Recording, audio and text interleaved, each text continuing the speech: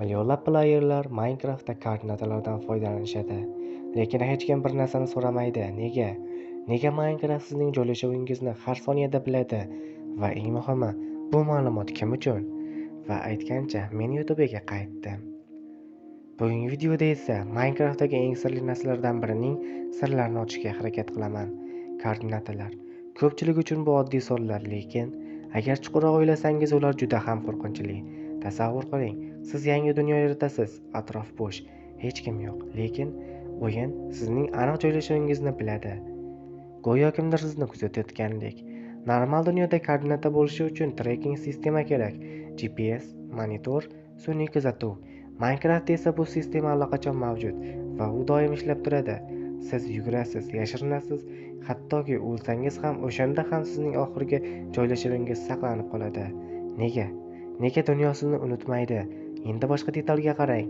Minecraftdagi eng sirli joylar: Ancient City, Stronghold, Woodland Mansion. Hammasi oldindan belgilangan koordinatalarda spawn bo'ladi. Go'yo bu dunyo tasodifan yaratilmagan.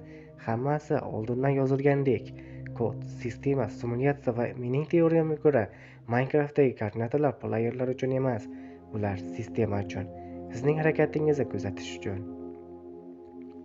Har bir qadam, har bir harakat, har bir joylashuv Minecraft bularning hammasini biladi va balki siz hech qachon yolg'iz bo'lmagansiz. Lekin eng qo'rqinchli detal hali oldinda: Bedrock. Nega Bedrock sindirilmaydi? Nega dunyoning oxiri bor? Va nega millionlab blok uzoqlashsangiz dunyo buzila boshlaydi? Changlar Terrayni g'alati bo'ladi. Go'yo siz sistema ruxsat bermagan joyga ketayotgandek va sistema buni ko'tara olmayapti. Endi tasavvur qiling, siz tunda yolg'iz yuribsiz, atrof qorong'i va chap yuqori burchakda koordinatalar doim jim kuzatmoqda. Balki bu shunchaki game mexanikasidir yoki Minecraft dunyosi sun'iy simulyatsiyasi.